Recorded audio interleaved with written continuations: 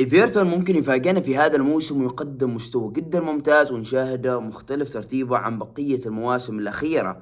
نعم، مثل ما أنا توقعت أنه راح يكون إيفرتون من التوب 10 وممكن حتى يفاجئنا وينافس على المقاعد الأوروبية بعد ما أن شاهدنا مستوى في أول 3 جولات حقيقة. نعم، لم يقابلوا فريق كبير، لم يقابلوا توب 6، ولكن قدموا مستوى جدا ممتاز. يمكن في أول مواجهة تعثروا أمام ليدز يونايتد، ولكن لا ننسى قدموا مستوى جدا ممتاز دفاعيا. كانوا يفتقدوا إلى الخطورة في المقدمة. كان بعد جاك جريليتش لم يلعب أساسي مثل آخر مواجهتين اللي صنع فيهن 4 أهداف وقدم مستوى جدا ممتاز، صنع لهم العديد من الفرص حقيقة، وكان ممكن نشاهد العديد من الأهداف من قبل جاك جريليتش، يعني يسجل أو يصنع، ولكن افتقد لبعض التفاهم بينه وبين بعض اللاعبين. جاك جريليتش هو مصدر الخطورة للفريق حقيقة بعد ما أنه قدم مستوى جدا ممتاز حقيقة. اللاعب يقدم أدواره الهجومية بشكل جدا رائع، وكذلك الدفاعية يرجع ويسترجع الكرة.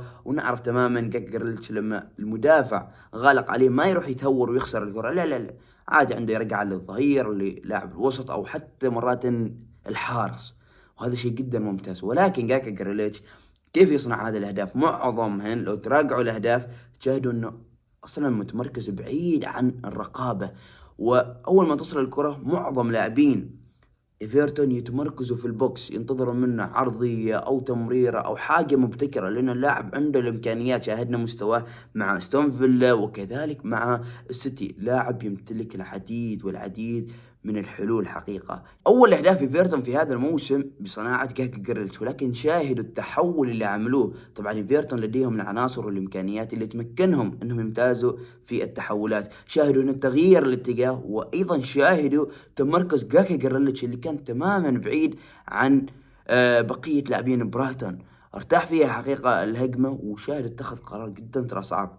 هو رجله المفضلة اليمنى، صنع هدف بالقدم اليسرى وبتمريرة جدا رهيبة. لو كانت هذه اللقطة مع السيتي لشاهدته جاكي جريليتش وقف وانتظر اي مدافع ومرر له اياها، بس هنا اتخذ قرار جدا ممتاز حقيقه. جاكي جريليتش في الهدف الثاني كان ممكن انه يصنع هدف من خارج القدم، رغم انه نشوف في البدايه كانها بعد تراجع ولعبها تمريره، ايضا هدف جدا ممتاز حقيقه من خارج البوكس. ولكن ممكن لجاكي جريليتش انه يصنع لنا في هذا الموسم بالرجل الرائع حقيقة من خارج القدم. أما في مباراة وولفرهامبتون شاهدنا تمركز جاكي جريليتش الرائع حقيقة في طوال المواجهة وساند الفريق. يعني نتكلم في البداية في أول هدف شاهدوا التمركز في بداية اللقطة، كان قادر أنه اندياي يمرر له، ونفس هذه اللقطة حقيقة شاهدناها في الهدف الثاني، تمركز جدا ممتاز لجاكي جريليتش.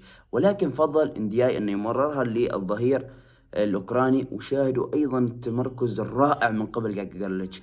طبعا ايفرتون يمتلك اللاعبين الرائعين في العرضيات وكذلك في التعامل مع الكرات الهوائية، لأنه عنده طوال القامة في المقدمة. ايفرتون جدا ممتاز في الضغط على حامل الكرة، وشاهدنا تحولاتهم السريعة. شاهد في هذه اللقطة لو بيتو خلاها أو تركها لجاك جريليتش كان جاك جريليتش سجل هدف ثالث لإيفرتون. ولكن شاهدوا أيضا بعد تقريبا دقائق تمركز جاكي جريليتش بين 4 لاعبين وبدون رقابة حقيقة، ما كان مضغوط من إدريسة، مررها لجاكي جريليتش لمسة واحدة إلى هول، وشاهدوا أيضا الهدف الرائع حقيقة. لذلك جاكي جريليتش يعتبر إضافة جدا ممتازة حقيقة لإيفرتون في هذا الموسم. ونفس الشيء سمعنا أنه قال أنا محتاج لإيفرتون وإيفرتون محتاجني، يعني المكان الصح راح له، انتقل للمكان اللي راح يرفع جاكي جريليتش، وممكن راح نشاهده عودته للمنتخب الانجليزي وكذلك للمونديال. فتوقع ان ايفرتون راح يقدم مستوى جدا رهيب، وعاد لا ننسى عندهم بعض اللاعبين المصابين.